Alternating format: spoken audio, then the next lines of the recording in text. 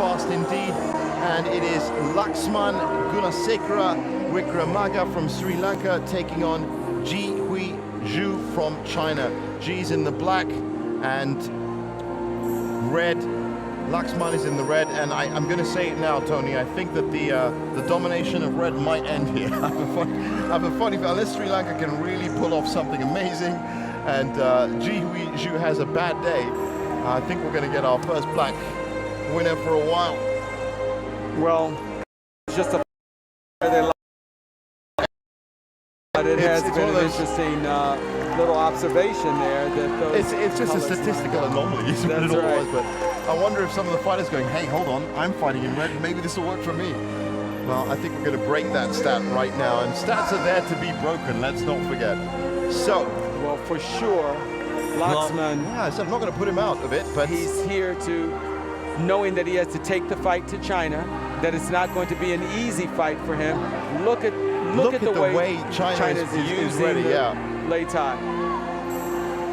Well, Ji has been round there now, and he manages, as we were just talking about, to get in and get out, check out his opportunities.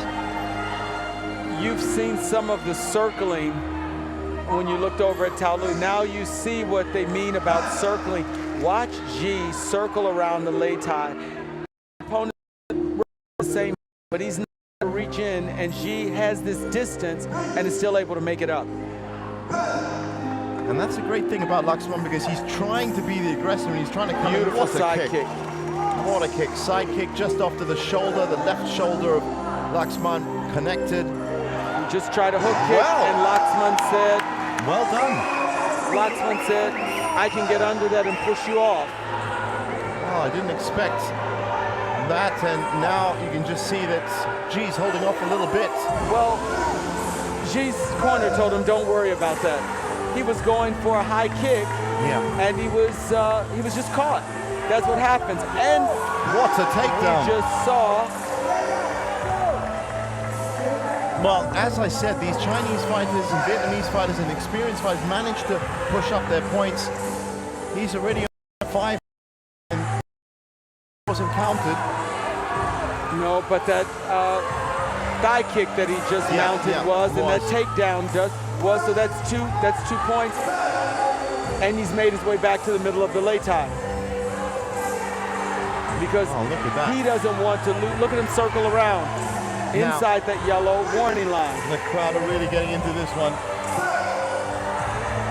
Well, everyone likes an underdog, but most significantly, they like that Laxman has come out and shown some technique, and they're looking at a good fight.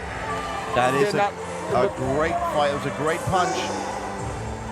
To be clear, Ji is ahead in points, but there's this feeling by the audience that maybe Laxman can throw up some other techniques, and Laxman looks like he's a believer. That's what I was about to say. His energy and dynamism is what really makes him. It makes up for a lot of the skills he's missing. Look how quickly and confidently he walks back to his. We're finished, and coach. The judges didn't see more than 3 points there. Yeah. But he felt confidently in that round. Now as you see it here again, there's the push off. Pick it up, and then he pushes him off. But that was a matter of him taking advantage of the fact that the kick was missed by Ji. Yeah. Ji is a smart enough fighter that he made a lot of other points in that round. He did.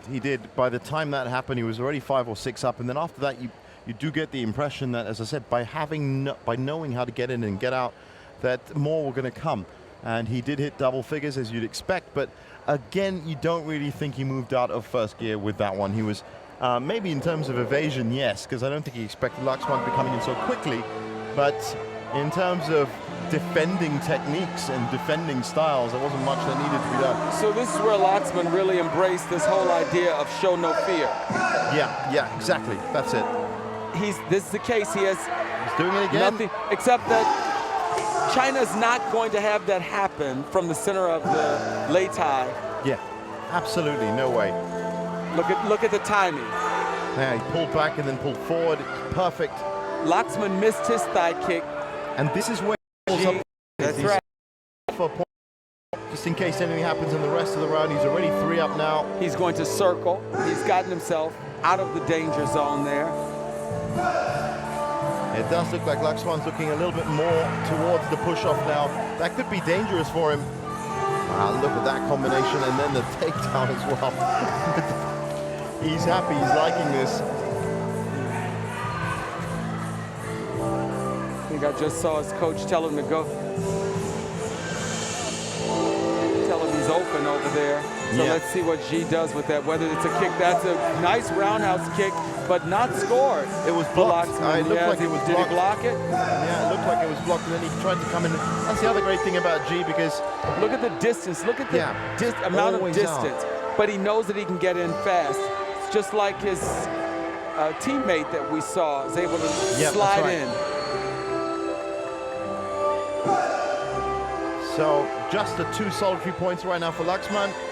But what a plucky guy! What a beautiful, great that's right. attitude to have. He just withstood about 3 punches in that thigh kick. We've seen that technique twice. That's beautiful timing. You talked about this earlier, Jeevan. You mentioned you have to be able to fight your fight. Yeah. It looks very clear to everyone that G is fighting his fight. That's it. He's it's not just controlling the fight, but it's controlling it the way he wants to. And look at that. His evasion is amazing. Footwork, his circular footwork, moving around the lei tai, distancing himself from his opponent. But still managing to keep within an orbit that he's not pushing himself too close to the edges. And that's another great evasion. That kick is where he scored a thigh kick each time he misses. That's right. Oh, it's such a, as I said, when you're trying to go for the big techniques, you do leave yourself open afterwards. That was great. Oh, wonderful stuff. He's off. Wonderful stuff. He's so happy with his shui today. Second time off, and that was within 3 seconds, and he knew it. And that is another very quick round for another competent Chinese fighter. Ji Huizhu gets the round of applause from pretty much everyone. Into the finals of the men's 48 kilogram plus. Solid performance. Now I'm looking forward to this as we are rattling through all the different nations and fighters. We're getting left with a really good crop of proper strategic Sanda exponents. That's how I'm going to say it. I'm not going to say fighter. And you know, it's going to be a joy to watch, not just for us, but for you guys as well on World Wushu TV, anywhere in the world. Well, that's what happens with these later fights. We just saw a great fight mounted by Sri Lanka. So now we have Indonesia taking on Kyrgyzstan. Madmarov Sultanbek for Kyrgyzstan in the black, and Yosef Fau Nianub in the red.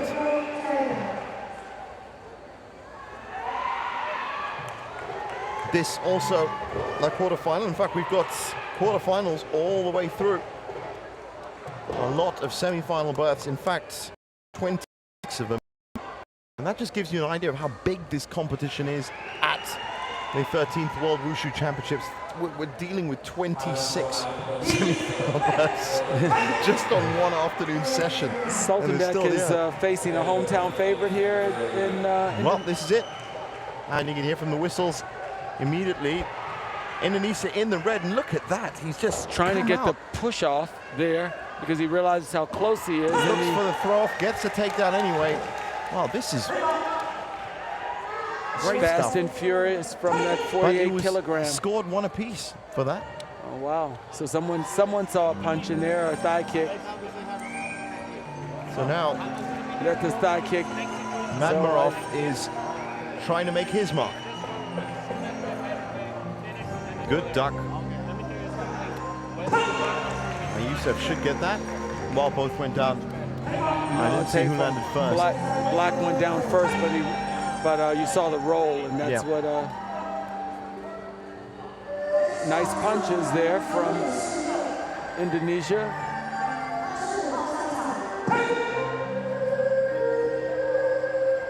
Just look at the level of energy we've seen in only 50 seconds of the fight. Yeah, exactly. Oh, they're both real scrappers and really want to get stuck in, and that's the main thing. And he's... And that's what really, we were talking about the energy, expending this amount of energy in a Sanda fight. Just that fall over just now, it's something boxers don't have to deal with. They don't have to deal with you know, full stretch fall and a push and getting up again. Well, see, we saw people receive a solid side kick there and go down from a side kick. Roundhouse kicks. These are pretty heavy kicks.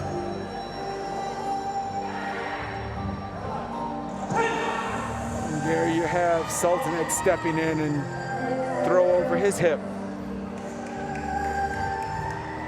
So it started off with the hometown hero, Youssef, racking up some points, and now it is off the sneaky lead, well, at least with one judge. It's really interesting. It is. It could go anywhere with 20 seconds left to go. But it looks like Youssef's done enough now. Well, maybe. Oh, what a powerful throw that. This is another case where the last 15 seconds, some judges saw that punch and put him right ahead. And he's hoping that that takedown, that gives him 2 points within 5 seconds, that puts him slightly ahead. Will he be able to hold on to it? And yeah, he just did by his opponent going down on one knee. 6-5, 8-5, 8-3, 6-7, 10-5, 8-4. And all decided, as we've seen in the last 5 to 10 seconds. Last 5 to 10 seconds, still not enough with one of the judges who scored it black. But what Sultanbek can take away from this is he was close in the fight. So he knows he has the technique. He knows he has the technique to stay competitive in the fight. Indonesia realizes that they have to do that plus a little bit more, because Sultanbek is going to come out more determined to even this up.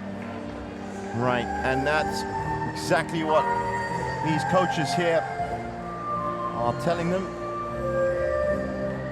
The famous red and white flag of Indonesia, and also wearing the red gear.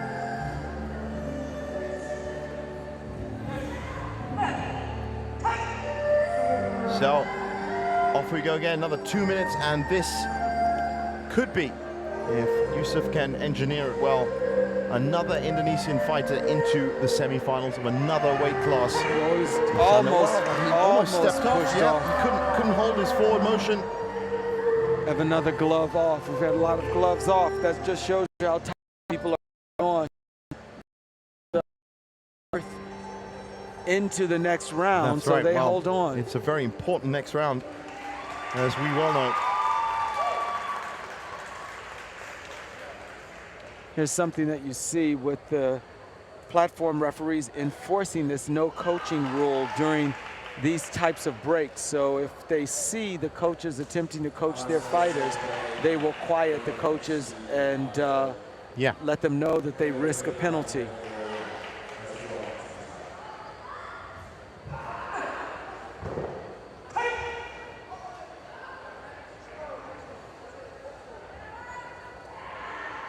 There's a jab in, not scored. So still, we have Sultanbek with the only scores so far. Now we have Youssef in for 1 point, but there's a thigh kick that'll earn him some points, and a push-off. Oh, wow, big push as well. Just earned a thigh kick and 2 points for the push-off. So he's now in the lead with a 3-point cushion, but we still have 20 round, so Sultanbek clearly can come back from here. You'll see Youssef trying to get him over there and push him off again, and he does, and he just won that round. He just won the round and the bout. With the 2 push-off, Youssef finds his way to the semi-finals. Well, it's probably arguably a good strategy for him in that fight. And as you said, all of these push-offs do have that added bonus of saving a lot of energy for your next bout, and what a bout it is. Now he's in the semi-finals. Well, Sultanbek was still fighting when he ended up moving so close to the edge. Well, I can tell you one thing. You are going to love the next fight that's up here while we watch Yusuf get the big cheer from the crowds. Because we've seen both of the next fighters, and they came out in the first session. One of them was Uchit Sharma, the first fight to kick off the entire tournament, and the other one was one of the most ferocious Vietnamese fighters that we've seen. If I'm right, yes. This is Van Hong Van Dinh. Hong Dinh against Uchit Sharma at 52 kilograms. And I'll just go through the semi-finalists that we've got in the 48 kilogram class, and that is Ji Hui Zhu and Yusuf. Now this is going to be interesting. India, Uchit Sharma, he came out, he was aggressive, and he really pushed himself, and he really tried to move himself through his pressure against a Vietnamese fighter that, like all the other ones, is... We can expect from Ting strong to see some fighting. Exactly. Vietnam in the red, India in the black. And that's exactly what I was saying about Uchit Sharma. He's not Hands afraid down. to get stuck in. That's right.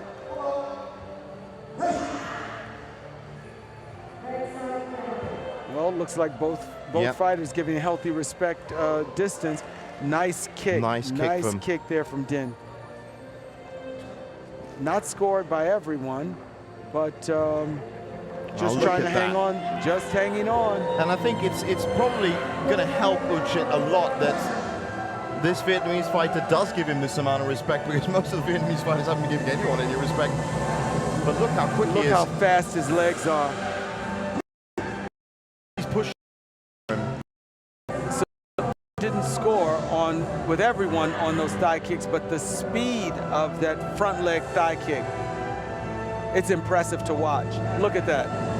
And he's got to push off, just as you've suggested. Yeah, and that's what he was looking for, and that of course gives him that extra advantage right here. It's a wild card there in his pocket. And that wild card can be played at any point, because it looks like Dinh... It's interesting. Dinh's just gotten on the board with one of the judges, so Sharma is still clearly ahead here. There, some folks have seen the roundhouse kick that landed, so he's inching his way on up with some of the judges, but still behind with most of the judges. That's right. It's now 6-3, 5-7, 5-3. There's a roundhouse 6-4, kick that everyone could hear, and 1 point to Sharma. With that, and here they go again. they're pretty split. Still Sharma has the edge. And it's close. Now Uchit Sharma giving as good as he can get. He was 2-0 winner against Lee Wei Lung, the former bronze medalist from the last World Wushu Championships. Well, we know that as we get into the later stages of the fight, they are facing more challenging opponents. That's right. So this is a good test for him. Here we have Sharma is into double digits here. Dinh needed to do a little bit more. Wow, he just fought off beautiful balance, and we saw Sharma pull him off with him. And both these down fighters, to the last 6 seconds. wily enough. It looks like it's going to go to Uchit Sharma. It is 4-1. He's going to win that round, and he's going to be very happy with that. And it's not very often that we see a Vietnamese fighter come out and lose it 4-1. But that really is down to the tenacity of what Uchit Sharma's done.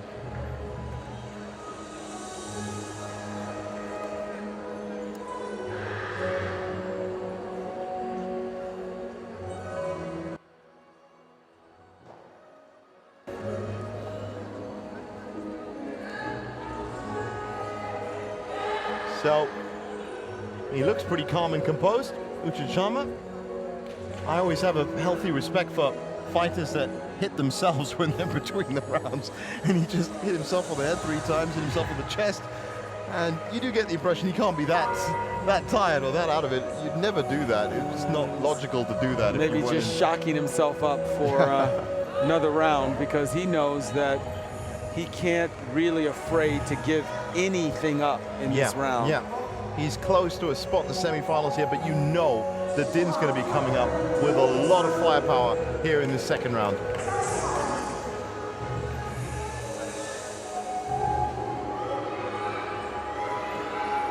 Oh, interesting. Wiping down the torso guard. Yeah, the platform referees check to see if you have too much water from that break, and if you do, it's the corner. Significant. Look at, he Oh, caught look at that. He Look caught at that. Caught that and pushed him off, and he got it. So, Uchit Sharma literally was lifted off the late tie there, and he's going to now possibly be a bit reticent when he goes into these clenches because that's right. Din has that yeah. in his back pocket now if he gets him close enough to the edge. But Sharma has shown us that he knows how to stay in. Look at that solid thigh kick that both these guys have great balance. Uchit Sharma has fought in the last couple of years in MMA in India. I watched a couple of his fights, and he's very respected and well feared. And here he is at the 13th World Wushu Championships, and on the brink. He just went off. Wow. That ting was already called. That was pretty close. Yeah, that was pretty close. I was just about to say he's on the brink of a semi-final appearance, and that would have changed everything. It's a really intricate game of cat and mouse because they're so good at balancing both of them. And very equal on the points, just 1 point separating them. Sure, all the judges have called it. Vin is getting this thigh kick out, but it must be too low because we can hear it and it's not scoring. He has stayed at 2 with most of the judges for a long time.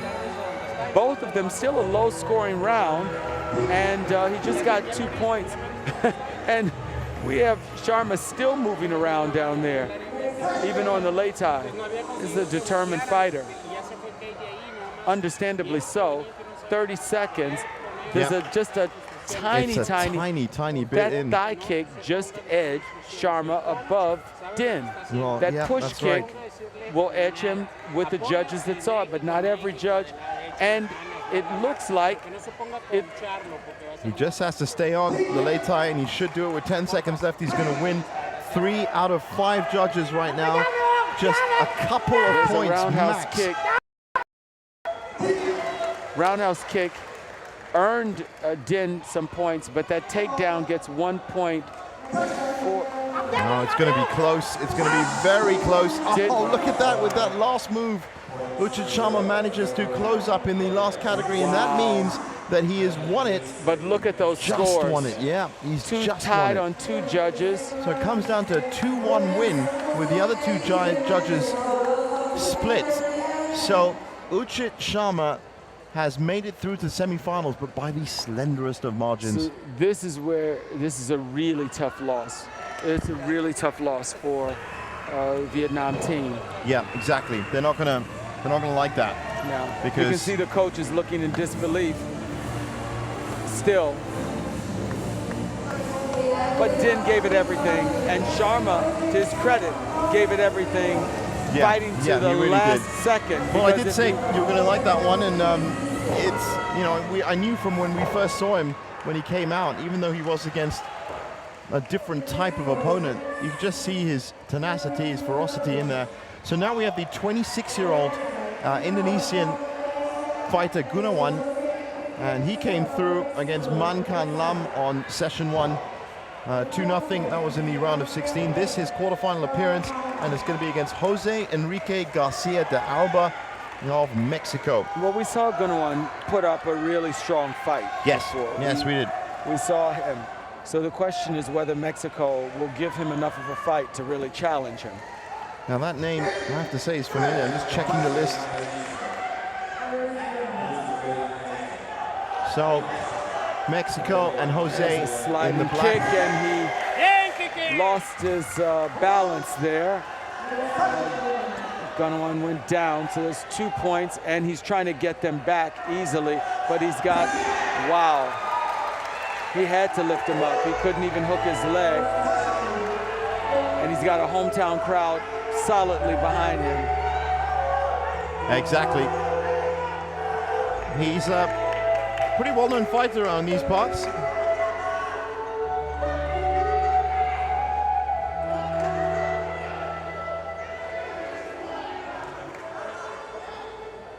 Look at Gunwan, has that leg trying to make something happen. But Garcia's good strength on that one leg. And he is scoring at least a few points. What a huge takedown that was. It's the same type of takedown from Gunwan, but we're still very close in scoring with the judges. It is right now 4-3, 3-4, 5-2, 4-3, and 3-5. But with a minute gone, not the highest scoring. And some nice punches from Garcia to give him a couple of points there, but only a couple of points separating these two guys. Yeah, that's right. I was just looking at them, and they're both at least keeping step with each other as we go through the round. So Gunneman's decided that he's going to go for the takedown, and if he needs to slam, he called Ting both down. They were still moving quite a bit after the Ting. Yeah. Ting meaning stop in Chinese. I remember that from the rule book, but I kind of matched it to what you were saying. You were saying I was never going to contest you, Tony, ever. Well, I'm thinking referee up there using the terminology after the Ting, but we want everyone to know stop. You are right now the referee to the world, and that's an important role. Now, 22 seconds left in the first round. Wow, what a nice conversion there for Garcia. He took a thigh kick and then forced Gunnerman down and is now taking a slight edge with just what you want with a few seconds left, and Gunnerman's trying to get him off, and he does get him off, which pushes him ahead because those 2 points have now given him an edge. He has to hold on with that push kick. Did he get scored? He did with some folks. There's a thigh kick. Did he get scored? We're down to 2 seconds. Can he hold on? We have seen fights change. He did hold on. And it was just in the last few seconds again, as we've seen so often this afternoon. 11-8, 11-5, 7-4, 8-6, 8-6. It's a unanimous Indonesian round, and that's going to make everyone here very, very happy indeed, because this is a quarterfinal bout, and this is what he was doing well.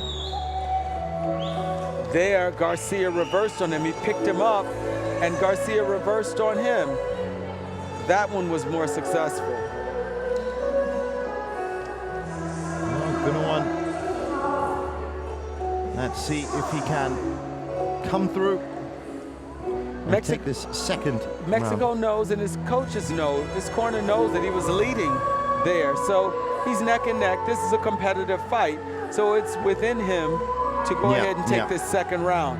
He has the urgency to take the second round, and hopefully Gunnerman, realizing what's at stake here, has the fight to hold on to this match. Right. Look at that Mexico team up there cheering their fighter on.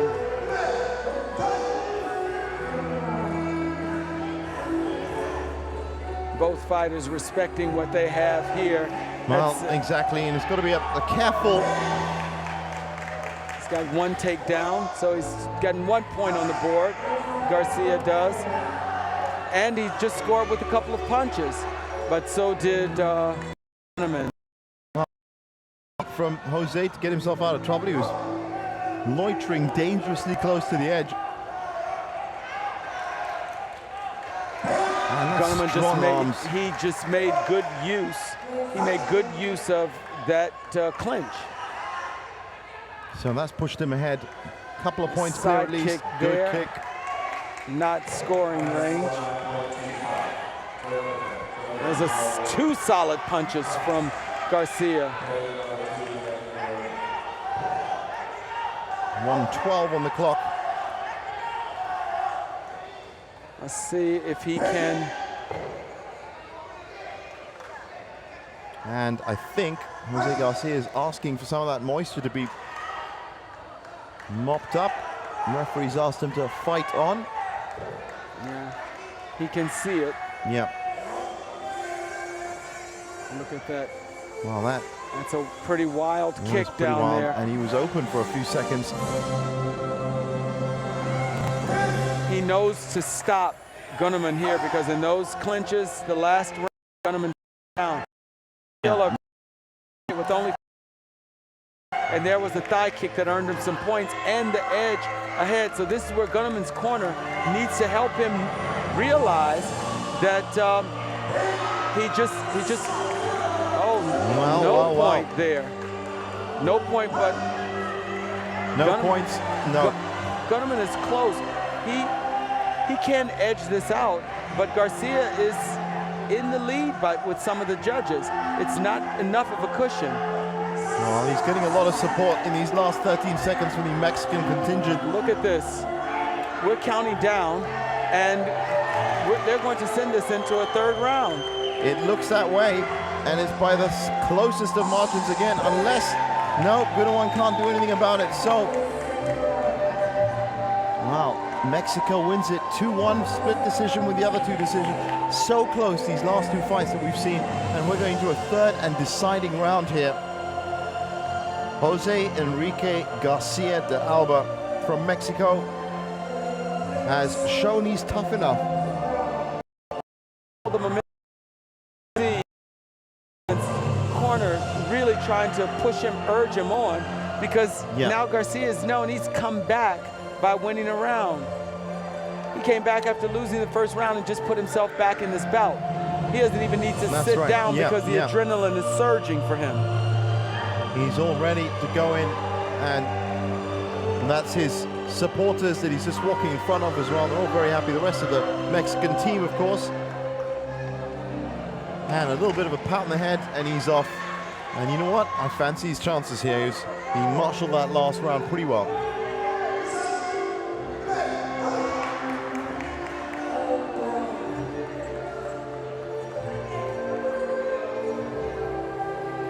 Gunnerman has to remember what helped to get him here, and he just overruled. He just earned 1 point. So just 1 point to. He just beautiful. That's a beautiful takedown for Gunnerman. That's what he has to do, because Garcia is not going to give up much ground. He's going to have to earn these points from Garcia. Well, get the feeling that the 3 points that Gunawan's ahead now is not going to be enough based on the 2 rounds we've already seen. Oh, no, it won't be enough. No. You see a little bit pep in his step, too. You see Garcia turning to his corner.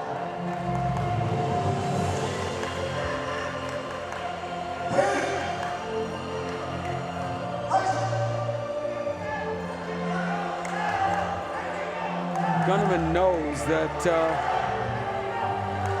he's going to have to take this fight. Wow, what a great push-off that was. He just managed to save himself at the end.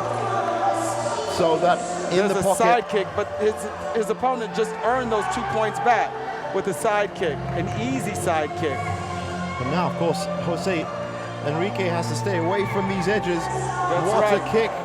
But it shouldn't. It was just on the knee, maybe low. That's why you didn't see all the judges score it, but he just pushed him off. He's done it, and he's won the round. He just won the round. What a way to get himself out of that. What a way to get himself out of that jam. I had a funny feeling the first time he went off that bonus card that he had, even though he was taking the hits, he might use it if Jose Enrique got anywhere near that warning line. That's exactly what happened. It's tough, but Mexico knows their fighter. Look at that love. Mexico knows their fighter was right there in that fight. And it is good to see. As long as there's a good fight, then that's how it's going to go. So another Indonesian makes another semifinal. There's going to be plenty for these hometown fans to get behind over the next coming days here at the 13th World Wushu Championships in Jakarta, Indonesia. Up next, we have Yeonhwa Chan from Macau taking on Arnel Mandel, who we did see on the first day. Arnel Mandel, if I'm wrong, was it the first day or the second day? I'm sure it was the first day. Yes, it was. Sure. And he's going to be taking on a Macau fighter. And not much known about both, but we did see Mandel in action, and he didn't have that much to do. So we have Yeonhwa Chan here. Let's see. Immediate aggression Immediate and from off, Arnell. off the platform in 3 seconds. Push off, 2 points, plus the bonus card. So Arnell in the black. he's going to take him over to the side and push him off again, and he just did. The round is over, and maybe he has something, a place to be, somewhere to be. Maybe he's got like a 10 seconds, like a hot date after this or something, because he's trying to get this done as quickly as possible. He finished that round in 10 seconds. 10 seconds flat. I think the only other person that's beaten that 10-second record was Muslim Salikov. I'm not going to tell you how. But, Muslim beat that in less than 10 seconds. I think it was less. Yeah, it was probably about 6. I think you're right. It was about 6. And most of that 6 was just starting around. Right? He moved twice. His 2 punches were in less than 2 seconds. But essentially, his entire fight took about what, 7/10 of a second, right. and that was about it. And still to this day, of all the fight sports that I've seen, it's one of the, as you were saying, because I was building up to it as well, telling everyone around the world exactly what kind of legend he was. And you gave him a great build-up. But as legends would be, after he did it, he's just got the most calm and relaxed face on as well. So round 2, Arnell Mandal. Let's see if he goes for the push-off again. He's trying it. Every clench, he seems to be gravitating towards the edges instead of trying to fight his way out of it. So Macau knows that the fight was won from a push-off. So if he can stay in the center of the ring and fight, that's a better chance of really winning the round and getting back into this fight. And he didn't get here without any technique. So exactly, yeah. That's a great takedown. That's really nice. Yeah. From Arnell Mandal.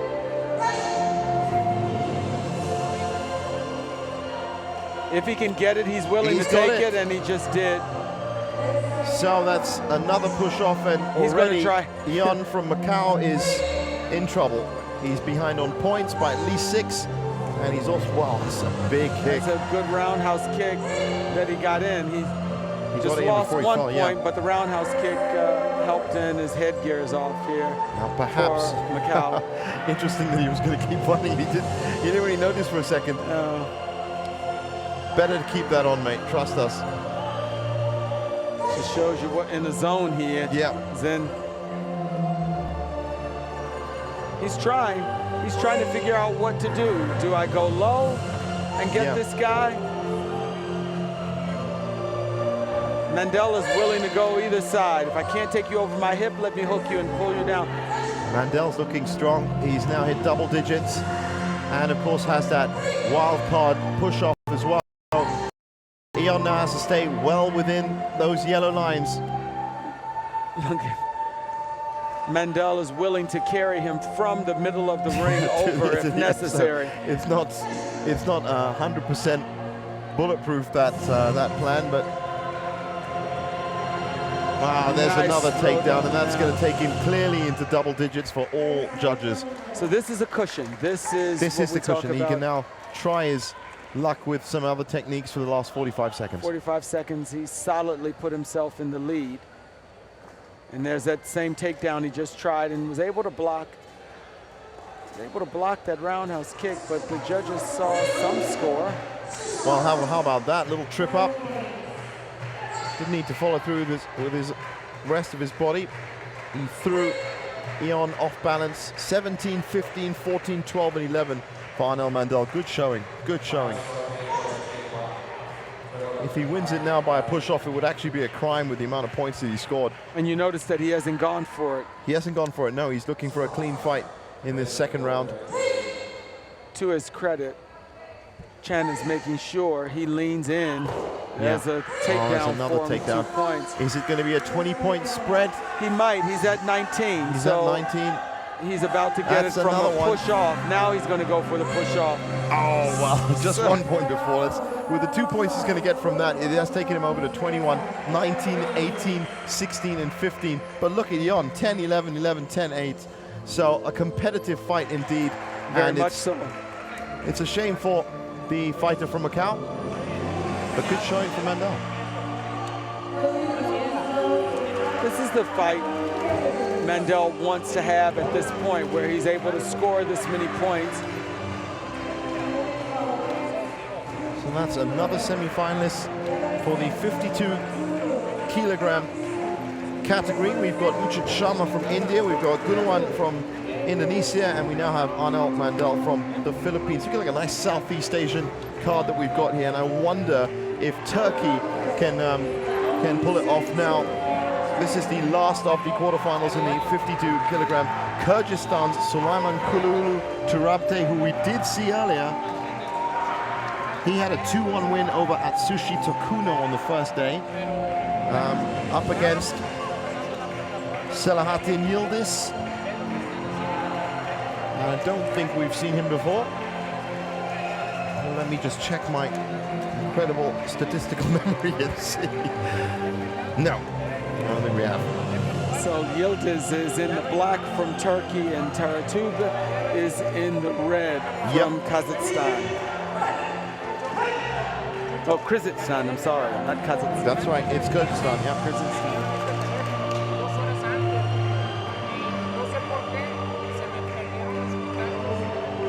No, I can now confirm that we have not seen this before. It bugs me sometimes when you think about it now. As the fight's up, Taratub is showing us good hands, not enough to score, but certainly Yildiz has been scoring there. Yildiz in the black, and Turabte in the green, in the red, sorry. Turabte just reversed a throw, and that put him on the board.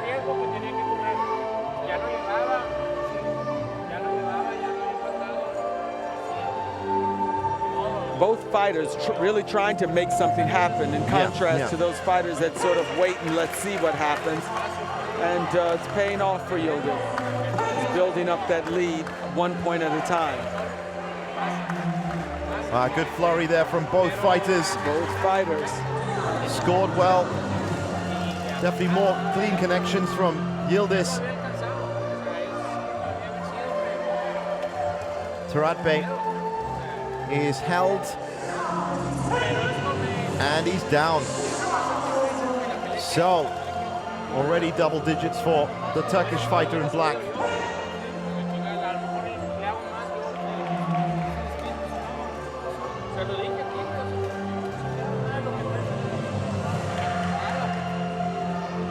Wow, look at this.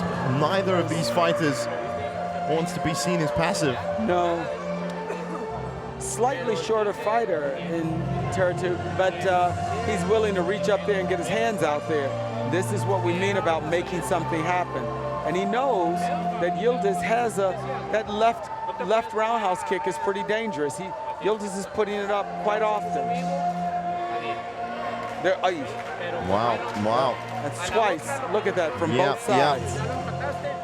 In fact, I think the only other fighter we saw was a Chinese fighter come up with the left and right roundhouse in one combo. Just did a spinning hook kick, and Taratub decided to show him his. Great for the neutrals, great for the viewers to see so many big stars coming out.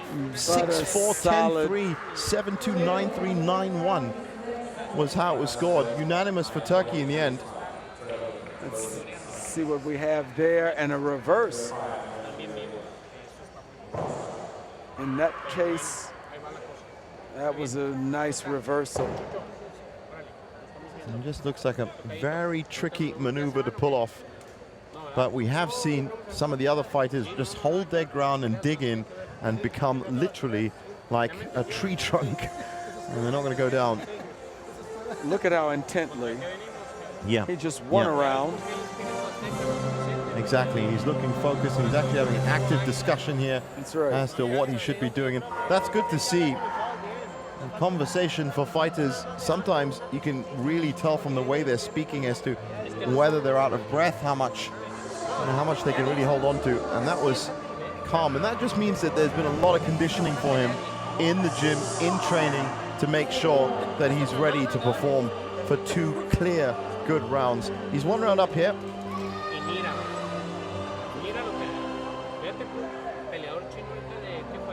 And no lack of speed yet for Yildiz.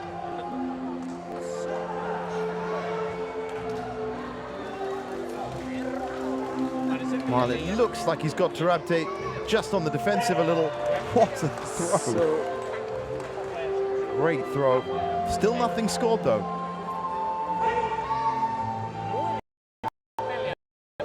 For all both fighters trying to make something happen, and in that case, Yildiz did. Yeah. That clinch ended up with him on top, and he scored 1 point. But just as you've said, that was 35 seconds into the round. 35 seconds of energy, 35 seconds of attempts. Both of these fighters really trying to put techniques out there, and that's what you want to see. Yeah. Kicks, punches, mixing it up. Well, that looks like a There's shin. a push kick that, Well, that's definitely going to be a point. So It's the two, points really mounting up for Yildiz here. And with more confidence, he comes in with another big kick. That looked like it was blocked. That's going to score. That's right. He's kicking on inside and outside the thigh. And don't forget, everyone watching, that having two kicks of that magnitude on the inside and outside of your thigh is going to affect the general location and motivation of your leg. He just scored it again. So, big points from Yildiz. Kudos to Kyrgyzstan that he's able to still mount. Look, he's still right in there in the fight. So he's trained and conditioned and prepared for this fight. Slight reach advantage for Yildiz, and he's using it to the maximum. That's where he's able to get those low thigh kicks in. Well, he's definitely done it. 9-3, 9-0, 7-1, 7-3, 7-0. It looks like he's on his way to the semifinals, and he is. Salahattin Yildiz rounds off the semi-final roster in the 52-kilo category, joining Uchit Sharma, Gunawan from Indonesia, and Arnel Mandal from the Philippines. So a distinctly Asian feel to the 52-kilogram mark. Now up next we have the 56-kilogram mark. We have seen all of these fighters in, and there's a couple of tasty ties in there. Yusuf Widianto, who we saw in session 3 yesterday afternoon. Indonesian hometown hero. He's going to be up. He beat Mohamed Doumbia 2-0. And he's now going to be fighting Buchandra Singh from India, who I don't believe we've seen before. And Buchandra is going to be in the black, and Yusuf in the red.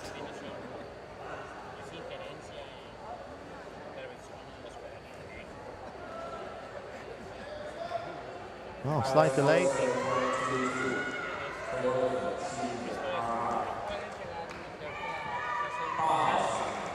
Oh, I think it was a mouthpiece. So we have seen Yusuf Widianto. He came out all guns blazing against Mohamed Doumbia from the Ivory Coast. But again, that was one of those Ivory Coast fighters that was favoring a boxing style. He's going to face something more difficult here. This should be an exciting fight. Straight down. And that's 1 point to India, 2 points for some judges.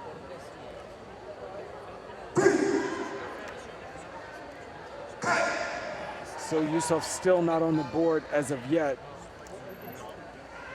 Trying to get the push off, but Budachandra is not going to let him go down without it. That's exactly it. There's Yusuf really. Budachandra. Now Budachandra is not giving any way at the moment. No, not at all. Beautiful Nice punches hands. there. Beautiful punches there. They saw Budachandra's more clearly than they did Yusuf's, but an exchange from both fighters. And as you can see here, it's still kind of evenly matched. One of the judges has definitely put Budachandra ahead. Oh, look at that.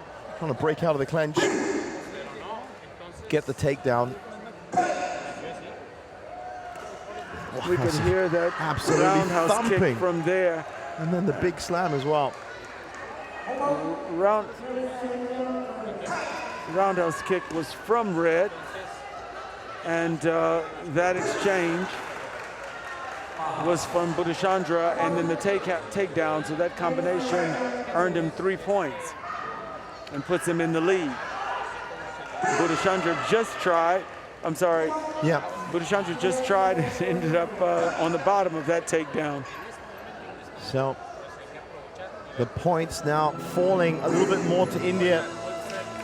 Yusuf's going in for the clinch. His time is used up in that clinch as soon as he gets too close, whereas Buddhachandra is earning more, just as he did with that roundhouse kick coming in. He's in the same clinch, but he's earned 2 points before he gets in that clinch. Right, right.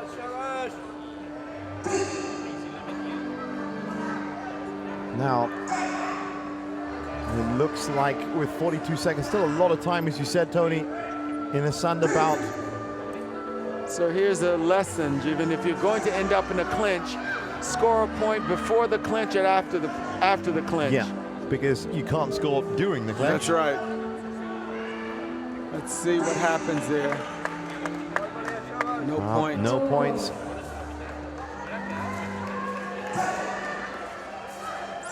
Pretty evenly matched fighters here. It is. The difference with Buddhachandra earning more, and look at that leg strength that kept him up. He was refusing to be moved, and he should be getting this round. Well, he's down. He was looking for a big count. That could work against him. That could work against him. It's too close. This is where Yusuf really needs it, and he did. Well, that's going to change. Well, he has to. No, I still think Buddhachandra is going to do it. It's 9-7-7, 8-6. Correction by the head table that gave him 2 points instead of 1, and he's trying to get it back. Look at him try and get it right back, but he ends up going down. Wow, that's unfortunate, and now he is. And that was the round. So no, he has done it. There? He has taken the round. I think he's taken it 3-2. Yes, he has. 3-2. But how close? 8-9, Wow. 8-6, 9-7. That was 7, too close for me. 7, 5. I'm glad I have you here, Jim. It's too close for me to read. Even I was right till the last second wondering who did it, and that's how close these fights are getting here as we move through into the business end of the draw. We knew fights would be getting tighter and tighter over the first 3 days, and we've seen a lot of fighters that have come and graced the 13th World Wushu Championships, Sanda Lei Tai. But now it is really tight, and as we saw from the scores there, it is not immediately apparent after this fight as to who's won. There's actually going to be a few seconds where you sit down and figure it out, but that was the first round to Yusuf and another hometown hero.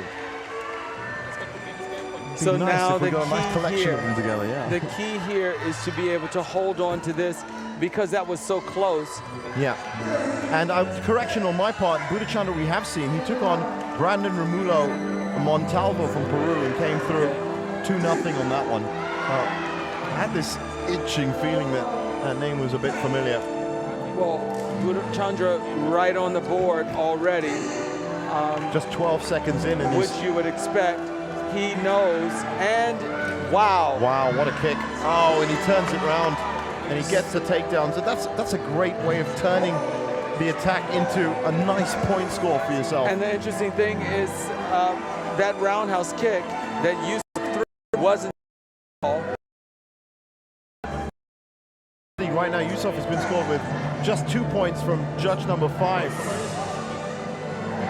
He's going to try and... No. Wow. Wow, look at that. Wow, so this is an example of Buddhachandra knowing that he's competitive enough. Yeah. He has the goods. And he's now streaked ahead. Still just those 2 points from judge number 5 for Yusuf Widianto. He's about 6 points behind on all the other judges. There's still a lot of time. A lot of time. 118 left in this round. And I wonder if he can just start putting it together and clean this out. Well, I think headgear again. Yeah. Buddhachandra's not giving up. He's Always got a leg or an arm pointed towards. This is where early on in the round, Yusuf was trying to go down low for a takedown too often. Here, he needs this time to earn points, not to waste them. Yeah, yeah. So exactly right. Those opportunities, Budashandra's lowering his body weight, so he's not easily thrown. So, wow, look at that. There was nothing you do. This does mean we are going to get to a third here, I would have thought. I lost count of how many times we had gloves off. No, because he had already called Ting. Oh, okay, right. But I've lost count of how many gloves have come off from that. So far. Yeah, from clenching on and grabbing it.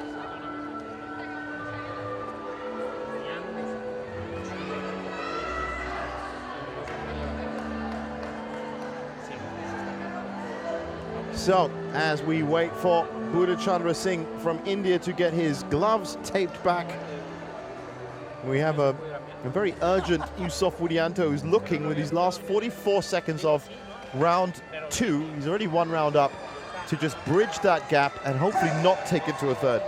But he only has 1 point from some of the judges, which means they haven't seen enough clean technique from him. Points ranging from 1 to 3. Now that could have got. What a takedown.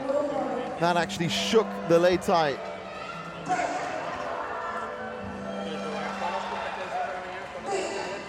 So that big takedown, but not a takedown that counted.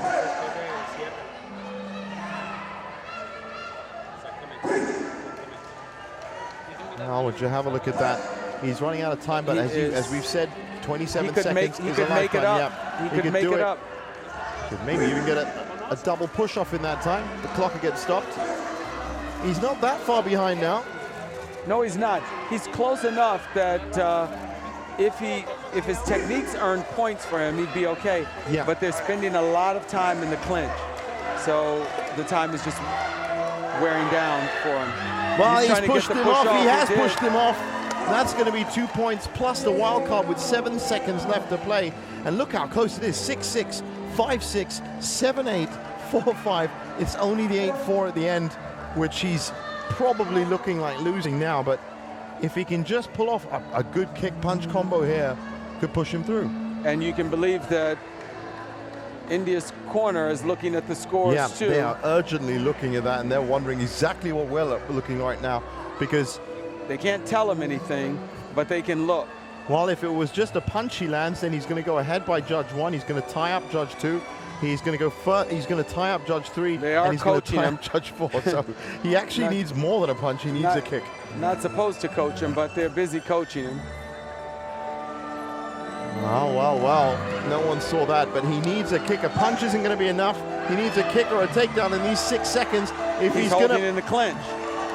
So 4 seconds left, still a chance. It's a kick or a takedown for Yusuf Widianto, the hometown hero. There was a kick. There was a kick, but it wasn't scored. Blocked, possibly blocked, and it has been called in the end, and it's going to go to India, which means we have a deciding third round. How close was that? That's as close as you get.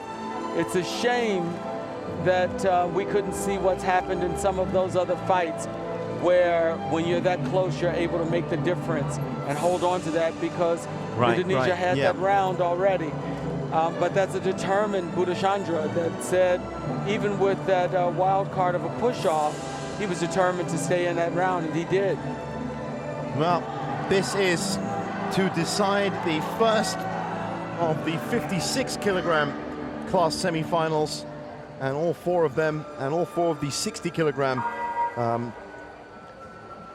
class fighters will also be decided, and those will be our last 8 fights for this session 5. Very full day of session.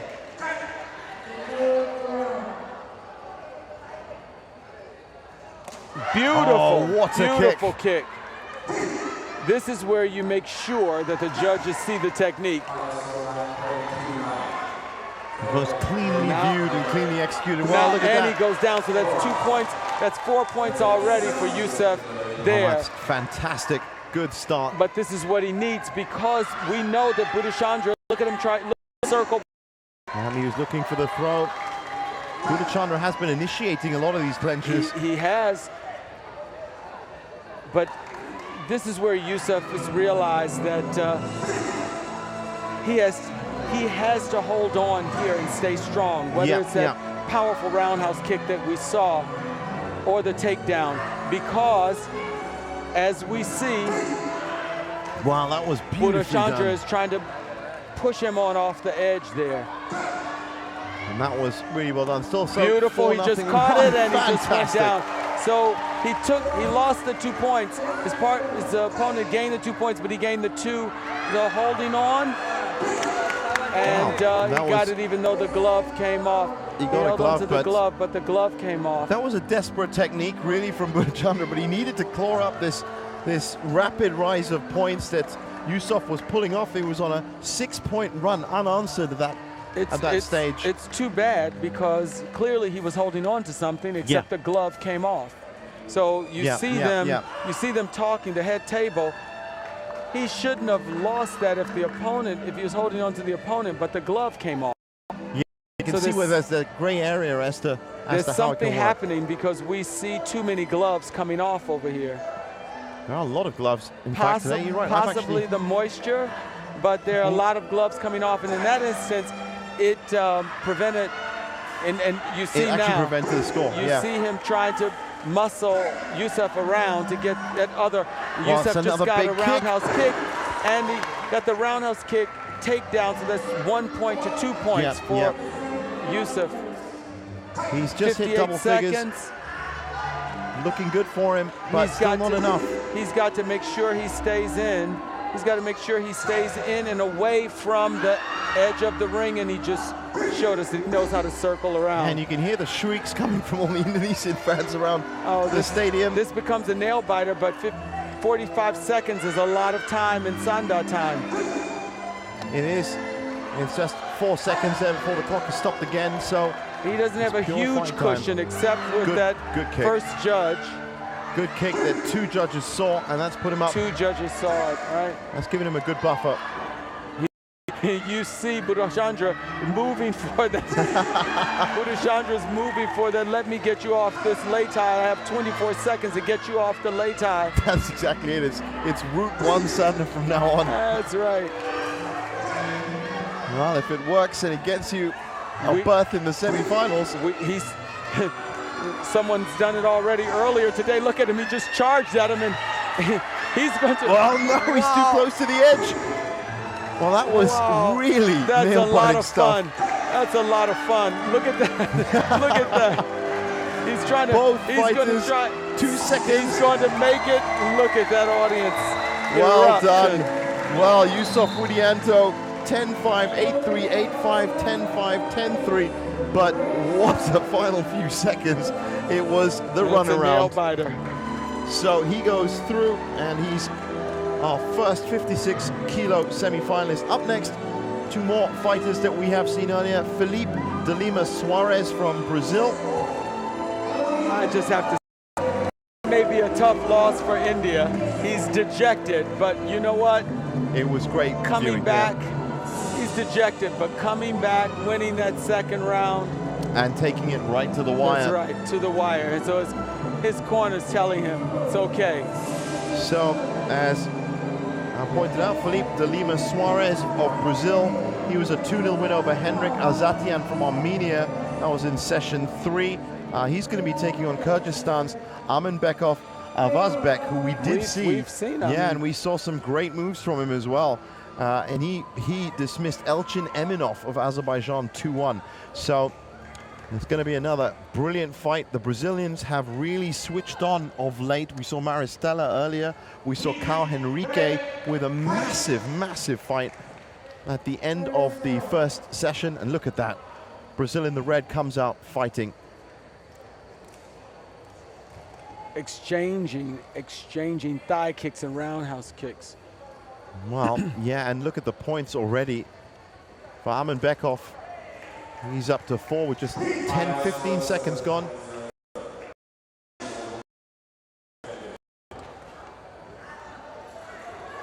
Well, he's Look at he's that. literally dragging He got it. Bekov. He got it.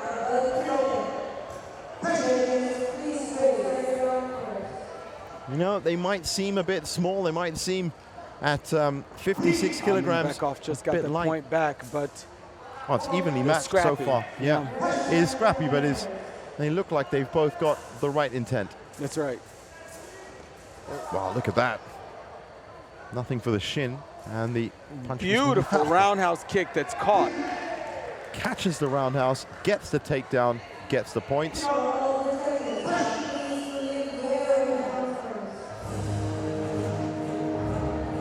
Nicely evaded and step back from Bekov. And a big kick to the face. That's right, a kick to the face, a side kick to the face, no less.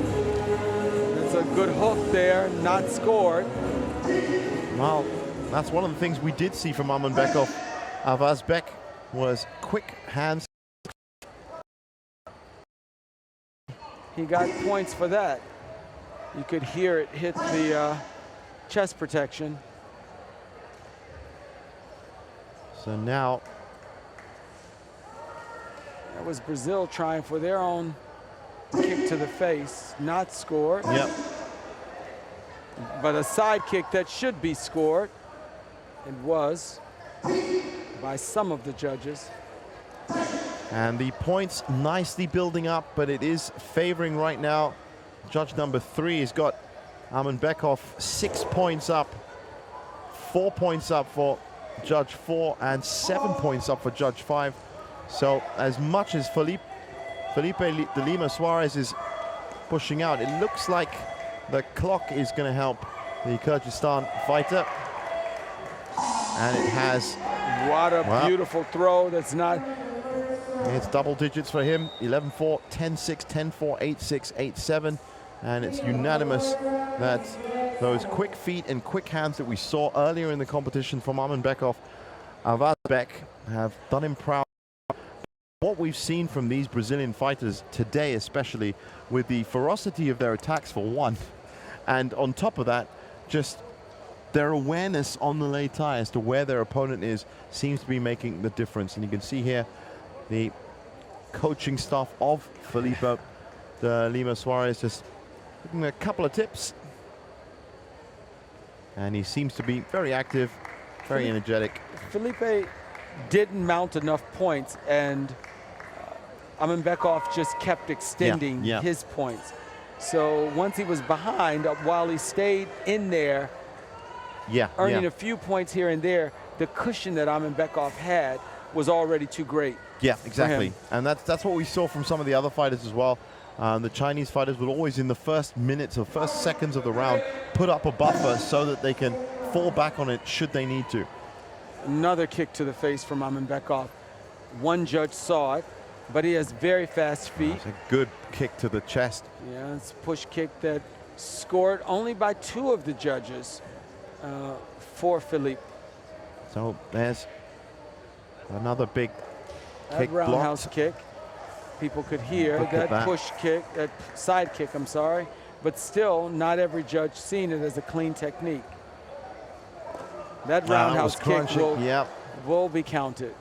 So this is the way Bekov built up those points. And this is exactly what he did against Elchin Eminov as well. So he's nice combination from Felipe, but didn't earn him anything. And in the end, Bekov gets that 1 point for the takedown. He came down too quickly, trying to save that takedown, and he's definitely got enough of a buffer. But 1 minute left to fight, and let's see if he reached over and got a punch there.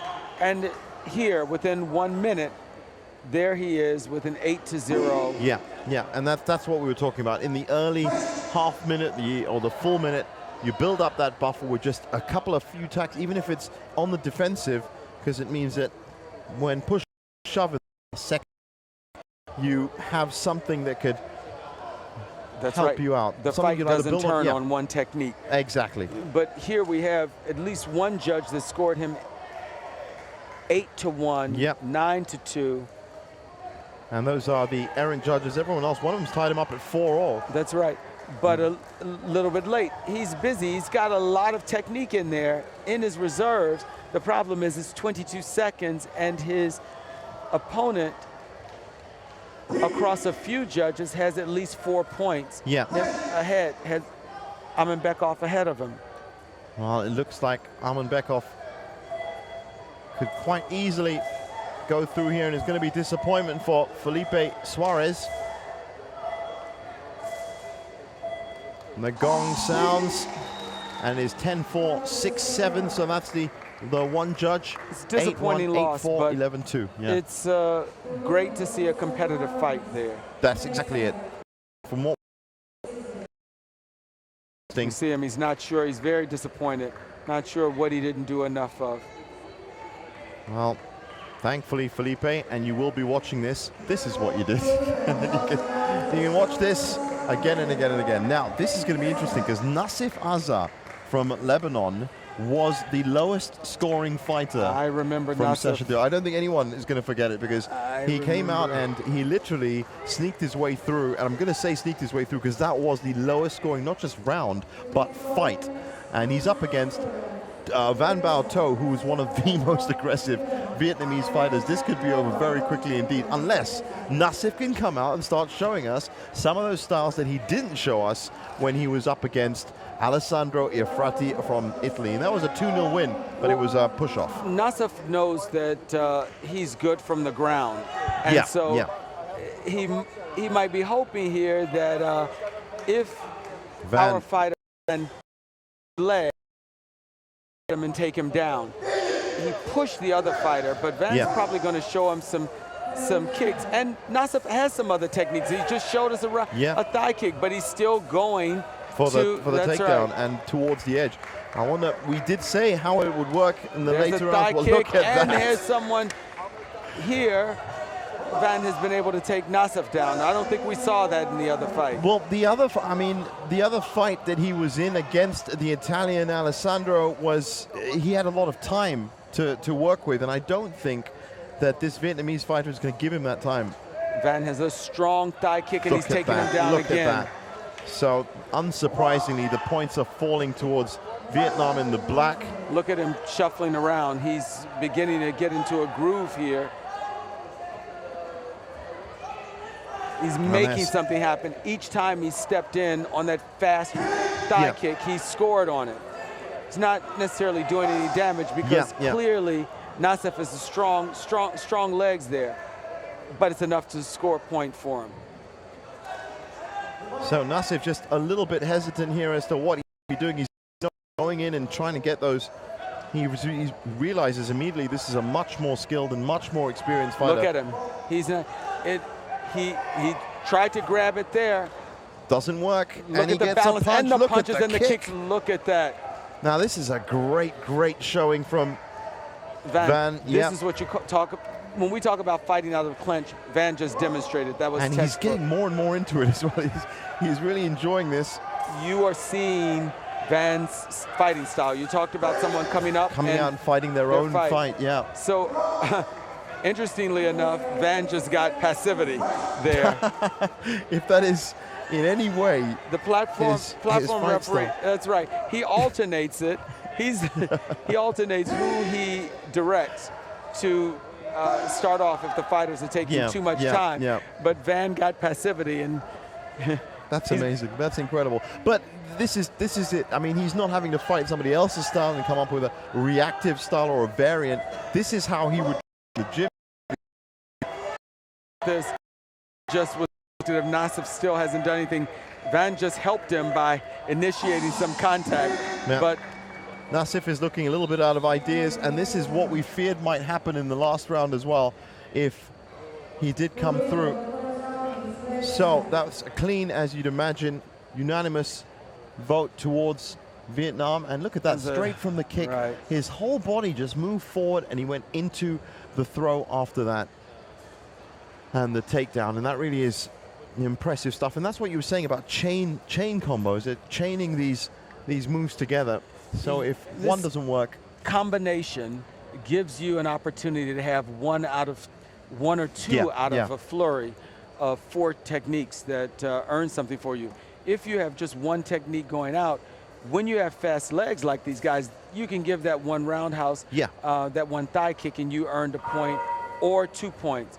But most of the time, you'll see Van set something up with that thigh kick. He's following it up with his hands. And sometimes he was coming in with the decoy thigh kick, and he was actually got the high hits to the head. Haven't seen that many big punches from him. He hasn't needed them, really. Well, we call that if someone fakes with a jab and then follows with the right, he's faking with his thigh kick and following up with his hands. Yeah, that's right. Look at that moving defense. There's a punch and there's a kick. Look at the time. Look at Van's timing, though. Yeah. Nassif got that kick out, but Van is so fast, he's on top of all of that. Well, this is what we were afraid of, and now Van knows that he can go inside pretty much at will. Look at him. He's bouncing around, and we call it play wushu. He looks like he's on the lei tai playing. He's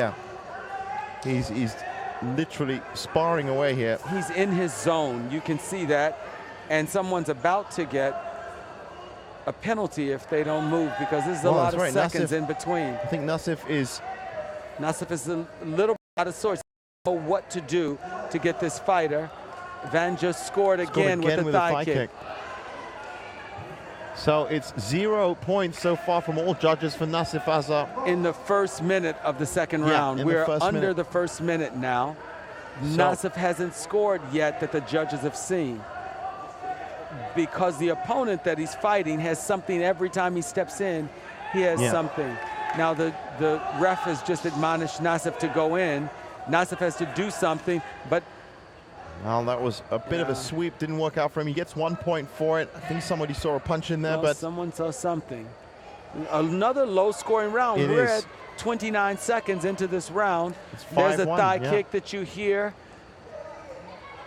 That's enough. He's picked it off. He's enough, and this could be enough for Van Balto to get. Now, in some of our other fights, a 6-point difference wasn't enough at 20 seconds, but it's clearly enough here, when Nassif's not going inside. That's right. Nassif has not moved this entire round, and I wonder if this is another one of those learning experiences that you were talking about for the Lebanese fighter. Well, he definitely will go and look at this fight, because he just came off this showing where he clearly won his other fight. Exactly. Here, this fight didn't go beyond 7 points. So something happened. We're looking at him here, and I think it was a question of running out of ideas. He proved himself very worthy in terms of the upper body strength, in terms of throwing people around, but when it came up to this active, dynamic Van Balto, who was constantly moving, and with each of his, you could tell even with his guard defense, with the fist going up and down. It's the same thing he just did to his other. Maybe that's his trademark. Signature. Yeah, win or lose, and it's good to see as well, because that was the only time he managed to pick up Van Balto. Van had to bow over his shoulder to the corner. What would have been really funny is if when he was trying to do that, if Van just came up and went, hey, just gave him a quick little check on the chin or something. That would have been interesting. It just occurred to me that yesterday we saw Van in that danger zone where he had a little cut that was actually. That was Pedro Rafael dos Santos. That was a 2-0 win against Portugal. That's right. And this time, of course, without the cut, he comes straight through. Now, next up, we have Egypt taking on France. Islam Shahata and Bilal Talha both had good wins yesterday. I'll just get you. As I remember them. Have we seen Bilal fight? Yes, we have. Bilal Talha was a 2-0 winner over Hamrit Youssouf of Algeria, so not that skilled a fighter in his previous round. And Islam Shahata, well, he took out King Tung Lao from Hong Kong. Okay. So both of them have had good fights. We saw a knee go down that the referee didn't see, but the head judge did see it as a side kick to earn him some points back. So this is last of the 56-kilogram semifinals. And one of these fighters is looking to join Yusuf Widianto, Philippe de Lima Suarez. There's Bilal reversing, and France cheering down there for Bilal. Beautiful roundhouse kick there. And then he gets, no, he's off as well. Both are off.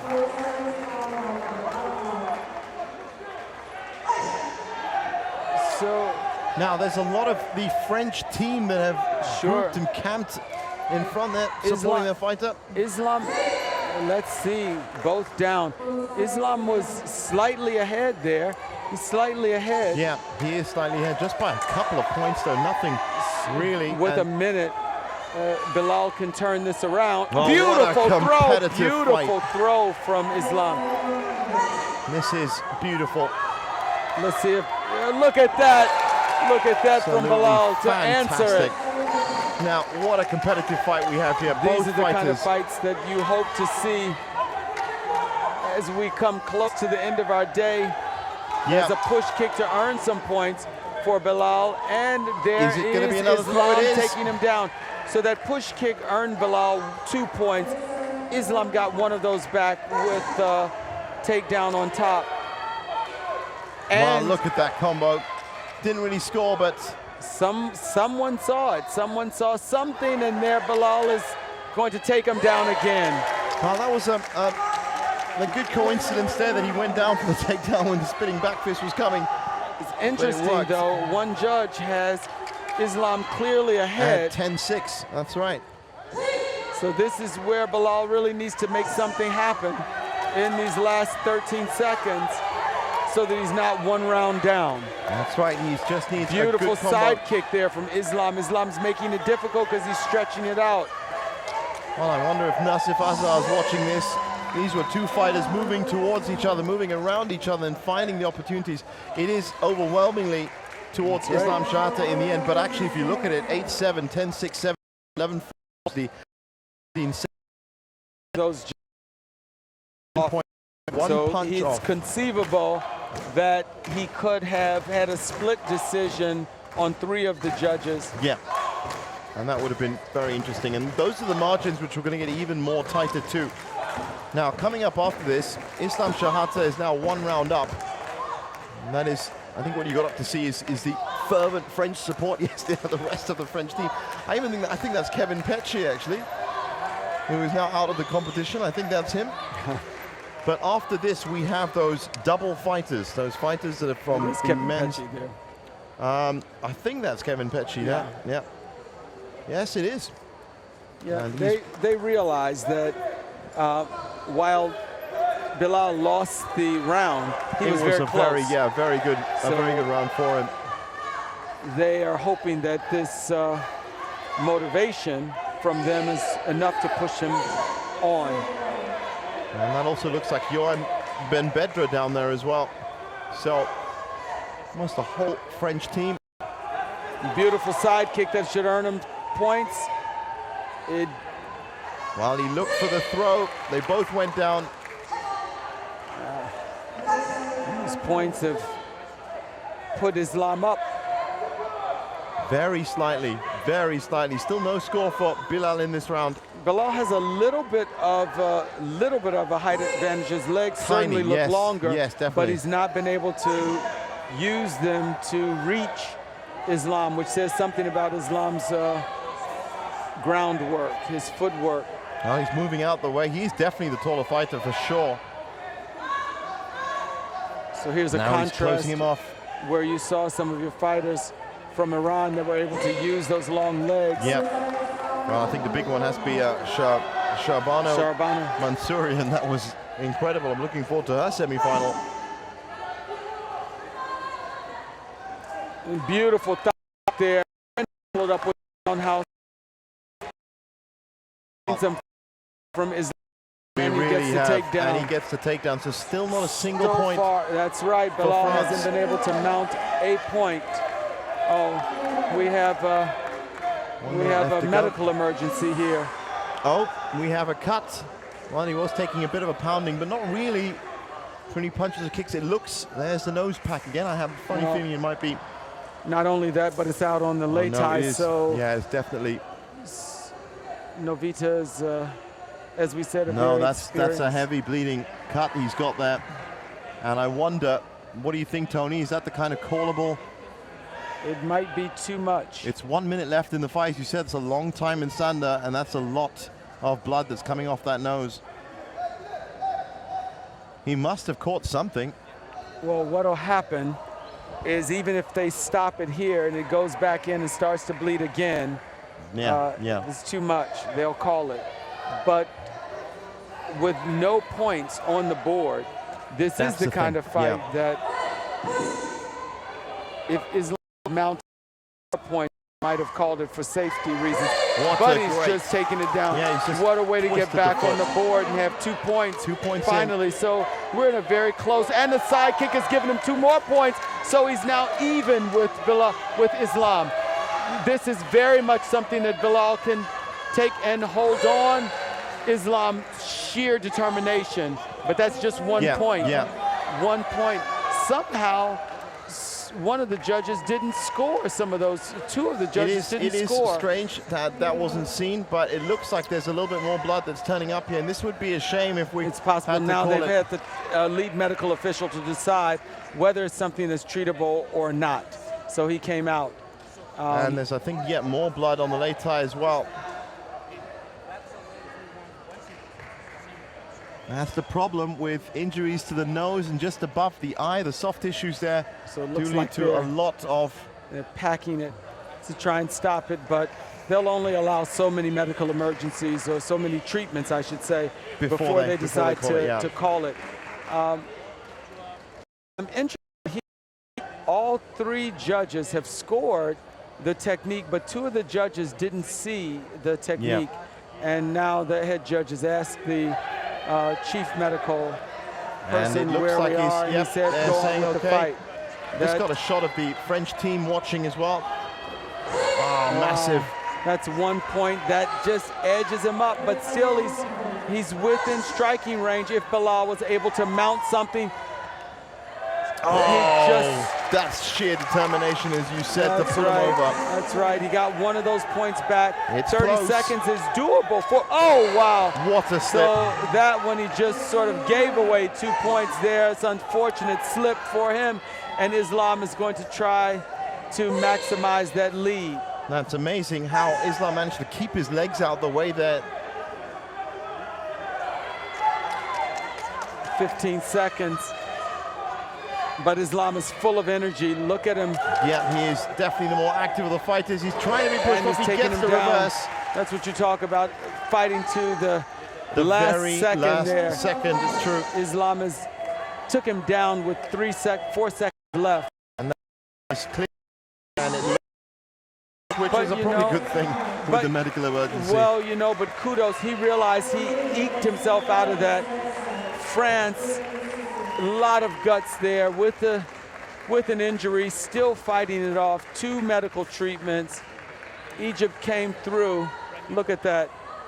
It just took a lot out of him when he took him down. You can see how much it took out of him on his face. So we have our full set of semi-finalists in the 56-kilogram men's category. Yusuf Widianto from Indonesia. We have Aman Bekov, Avas Bek from Kyrgyzstan.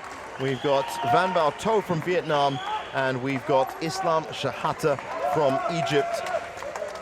We have one of your favorites, Kong, coming up. Yep, that's right. And these are the next 4 bouts, which will finish off this afternoon session, are all fighters that were fighting this morning. And they had full fights this morning, and these are the quarterfinals for the men's 60-kilogram class. And that's right, I was very, very impressed with this man here. He was very quick indeed. Well, here we see China beating Vietnam. B. Quang Trong. So Kong is going to meet B. That's right, the Vietnamese fighter taking on the Chinese fighter. Both of them fought this morning.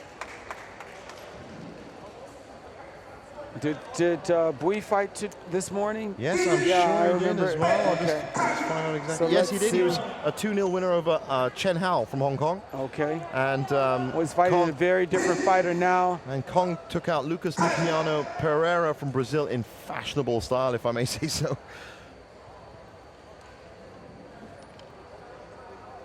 Look at these fighters sizing each other up. Fast legs there from Bui. Nope, 1 point there for Bui, and China has a takedown there. So that puts him on the board with 2 points that we're still seeing with our big guys. Some speed and reaction here. We're seeing great timing off of each technique. It's a slap to the glove. Wow, And look at the way Kong works that distance just to make sure that that foot is out of scoring distance, and a takedown. And the takedown. And that was great. That was almost like 3 little hops. He had a hop back, he had a hop forward, and then he went forward and got the takedown.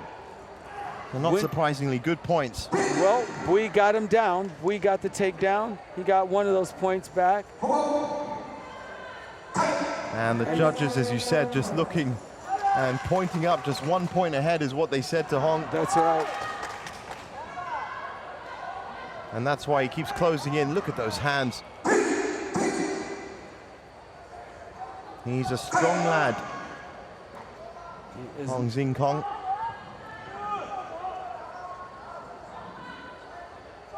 Still staying out, just... He has this C shape to his fighting stance, so it's just out of the reach of that kick. Right. We know that the leg. Look at that speed. How fast that was. And that's given him a good lead here in this first round. What a round it's been. Well, this is great for our viewers to see this level of competition from both fighters. Look at that, equal. You give me a thigh kick, I can get in there and give you one back. Trading off techniques, and this is where that tactic of building up the points is critical.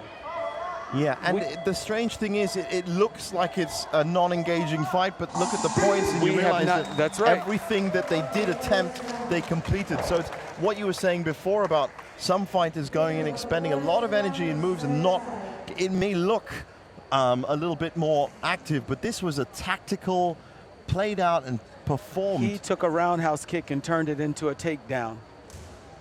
And that is pretty much sums it up right there, if you think about it. But Bui knew he would come into this kind of fight. Exactly. Yeah. I mean, especially in this category, we've got some really amazing competitors that have come through.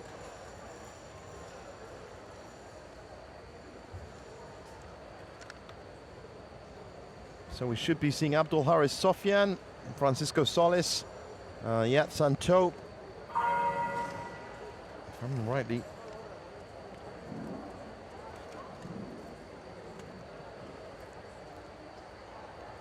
I'll just get the draw out now. And you can see exactly.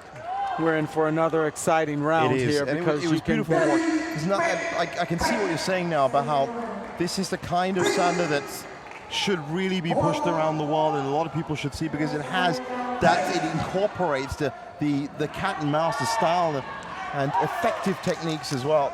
We just saw Bui get an early takedown, and then China answered, right? Kong answered with a thigh kick, and then another kick that put him back in the ring and just edging ahead.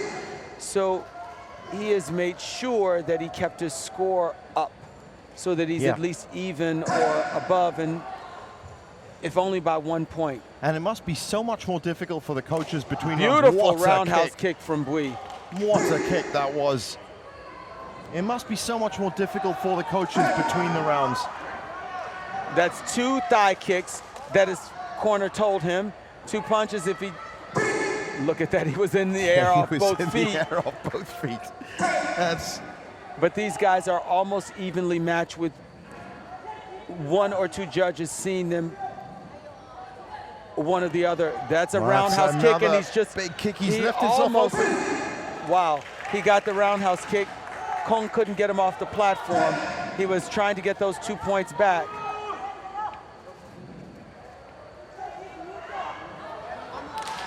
Beautiful roundhouse kick. That was a thigh kick that we heard resounding throughout the stadium. Yep. Point. So Bui is still ahead. Yeah, Bui's ahead. That roundhouse kick got the points, and he's trying to push him off. Look at that determination from Kong. He didn't get it the first time. He tried the second time. Even with pushing him off, Bui still stays ahead. Yeah, that's right. Kong is still trying to get his points back, and he is just edged ahead, at blocking the roundhouse kick from Bui. But Bui's giving him a lot of firepower there. It is tactical, and once again, Kong has managed the Chinese fighter to just string together 3 or 4 points in the space of 4 or 5 seconds. He did Look at that. Every time he has answered. Oh, earlier this morning, Hong Xing Kong managed to get 3 points together in 15 seconds, or 15 points in 5 seconds. It was something around 3 points per second. This is very interesting, Jeevan. Look at the way the fight has been scored. When this clock counts down, you're going to see something very interesting. Look at the count. Yeah, 2 judges have gone cleanly, 9-6 and 11-7 with Vietnam. The other one's 10-8, 10-3 and 10-7. It is split, polarized on the judges' table, because both of these fighters were coming out and doing the best that they can, scoring, connecting, and look at that. Couldn't find it, he kept pushing him. But look at how long he held onto the edge. I think he gripped it with his toes hanging on. Bui just showed us some excellent fighting, and this wasn't even a medal round, right? This wasn't. This was for a place in the semifinals, and I can tell you now that Hong Xing Kong, who impressed us this afternoon, is now through to the semifinals, and he's going to face and this is where it gets really interesting. He's going to face the winner of this, Abdul Haris Sofyan, who came in with the big throws against Francisco Solis, who's been making a name for himself in the last 2 rounds. One of these two is going to fight that Chinese fighter, Hong Xing Kong. And I wonder if we're going to see something as... it's hard to describe, because it was almost like a game that was being played on the Lei Tai. It was... From some of the other fights that we've seen from the inexperienced fighters that were more brawly, that were being dragged around, this was more, I'm facing you, you're facing me, and we're going to see where we can cut each other up. Kong only pushed him off the Lei Tai when he had him at the edge. The rest of that fight happened in the center of the Lei Tai. So we have Abdul Haris Sofyan in the red, and we have Francisco Solis from the Philippines in the black. And it really doesn't look like these fighters have fought this morning, has to be said. That's conditioning and training owed to their coaches to make sure that they are prepared for this level of competition. And they look like they're really savoring this level of competition a bit more. Well, they can taste it. They know what's next, right? That's what they fought for, to get to that level of the competition. That's what they trained for, to come here as well. It's a beautiful roundhouse kick. So points rolling in, not as fast as the previous, but definitely both fighters keeping and holding their own and matching themselves up. Abdul Haris Sofyan looking as usual, we can say that, for the big throw. The takedown doesn't get it. There's a good kick from him. And then Francisco Solis is in. The clinch is active, but broken up. Both fighters in the clinch. There's healthy respect for what happens with them, and you see them really, that cat and mouse. What do I do? And I think Solis has gone out. There's a foot out there, but it's not scored. He was still holding on, so. Scores are static. Wow, that was a good shout. I think that was a little paw punch, cubby to the head that got him a couple of points there. That's interesting. He's holding on to that leg. Look at Abdul. Look at the balance, yeah. Wow, competitive Sanda at its highest. As determined as that one fighter is to get the throw, the other fighter is to stay on that one leg. As you contrast that with some of our fighters that are just starting in Sanda, how easy it is to throw them and how hard it is for some of these other guys to be thrown by experienced fighters. And it's also good to see fighters that are so confident in their styles that they're not immediately going to allow themselves to be pushed off or look for the push-off. Well, that's what you just saw. Yeah, with Hong and Bui, yeah. That's right. Both of them. Now, we can look forward, I suppose, speculate. This is a tactical fight again. You'd have to say that... There's an admonition for Indonesia for clinching. He's already been warned by the referee. Well, that is going to get him because... He can't afford it because he's down. He's only ahead by one judge, and we're down to the last 15 seconds of the round. Good punches there from Solis, as we'd expect from him. And I think it has to be said that if any of these fighters was going to stand a chance against Hong Xing-Kong in the semifinals, it would be Solis. He's accrued more points quickly, and he's definitely shown a little bit more variety. It's true, except in all of these fights, we've seen Solis and even some of the others spend a longer time in clinch than you saw any of the fighters. Yeah, right. 6-1, 6-3, 4-3, 4-4, 5-1. Couple of rounds ago, we probably would have complained about that, but really, it's not about the score if the techniques are on the lay tight. That's what I've learned. When we're seeing competitive fighting. Yeah, exactly. And then it becomes, you know, in football terms, it would be the 1-0. Someone would say that's the most boring score. But if it was, you know, the most well-played game over 90 minutes, that's what it's all about. Sure, if you put enough of a fight up that you've effectively neutralized your opponent and held them to that. Exactly. And then it was just that one moment of brilliance that separated you both in the end. Some rugby matches, very low-scoring rugby matches, have also been seen as the best. And you know, this is a micro version of that. This happens over 4 minutes, so it's not really, you know, 90 minutes. It's lightning quick decisions that they're making with the full force of their body at stake. I want to give you an indication of where Solis is. He waved off the water during his break. He waved off the water. That's where he is. That is so cool, I have to say. That is definitely the mark of conditioning. That's right. He doesn't need it, and he fought this morning. Look at him. Oh, punches to the torso, but in the clinch, count. Not scored. He's determined to go ahead. He wants to go and maximize this. And that's smart. He knows he's fighting a fighter with the crowd support behind him and the determination to win this fight in his hometown, his home country. But so what a punch. I don't think it was scored in the end because it ended up in a clinch. So another low-scoring round, 30 seconds in. The roundhouse kick that was scored by a couple of the judges, but again for clinching. Now I wonder what Abdul Haris Sofyan's going to do. Wow. And he went for the roundhouse. He went for the kick to the face, but slipped, and he's going to lose some points for that. Solis now clearly ahead. Looking good for the semifinals, but that's a lot of Sanda time, as you said, 119 to play. And look, his determination has only increased. Abdul is, if we talk about nothing to lose, he really realizes it, but that's a nice inside thigh kick coming from Francisco Solis. I'm sure he'd love if he could get 2 push-offs of Solis now. Look at that. It's a little bit of desperation there from Abdul. It was good. It looks like Francisco Solis has enough here to keep Abdul Haris Sofyan at bay. Wow, look at that. Nice open kicks coming in and punches as well. He's changed his style. No. There is nothing for him to lose at this point. It is. And he has trained hard to get to get to this level of the competition.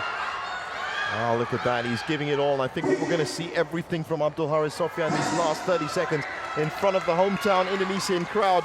He knows that he's fighting a competitor that he's competitive with. His opponent is someone he's competitive with. Everything except the kitchen sink is coming out now. Problem is, all of those punches are coming from the outside. Those sort of and they're just waymakers. He needs a jab in there. Or an uppercut. It is odd that we have seen very little jabs, really. We've seen the punches coming in from the outside as opposed to going straight. And so with 8 seconds, it's looking very much like Francisco Solis is going to be fighting Hong Xing Kong. That could be a great fight indeed. He got one push kick out that edged him up, but not enough. So 11-7, 10-7, 12-7, 7-4, 11-8. It's pretty unanimous. Francisco Solis goes through. Now up next, there are just 2 more fights for this afternoon session, session 5. More quarterfinals. The other 2 semi-finalists will be picked. The next one up, our Indian quarterfinalist, Surya Singh, taking on Macau's Yat Santo. We saw both of them in action this morning as well. And I'll tell you now that Yat Santo beat Levon Gulnazarian from Armenia, and Surya Singh beat the Sri Lankan Petham Aldawana 2-0. So this is where we get to see whether Surya Singh has what it takes to qualify for the semi-finals, because Yat Santo has beaten some more established people, it has to say. And I wonder, but we have seen some good tenacity and fighting spirit from the Indian fighters, so I wonder if that's going to stand him in good stead, as Yat Santo in the red is going to come up, as I'm sure, with a lot more techniques. I'm assuming Macau Sanda is probably a little bit more developed than Indian Sanda. Well, what we know from India is that they've been coming to world championships, and right. You can see the level of preparation. Wow, look at that. Opens with a big takedown. Perfect example, right? Al, he means business, does Surya Singh, and that's a push off. No, manages to stay on almost again. So he's gone up in the points. He has gone up in the points. He's now 4 points clear, but plenty of Sanda left in this quarterfinal bout, I can tell you. Wow, punches coming up, moving in for the takedown. A quick look over to his corner. And a beautiful push kick. He took him down. Well, he's doing enough here. Sure. And the Indian supporters and fans in the crowd are loving it as well. That's a great punch. Everyone loves it when you get to this time of the day and you're able to see some great really fights. Good fights, yeah. And that's what we've got here. And that punch has now put Surya well clear of Yat. Beautiful step in the heat. Here we see some jabs from Surya, right? Yeah, he's definitely using his jab, and he's also quite adept with the shui as well.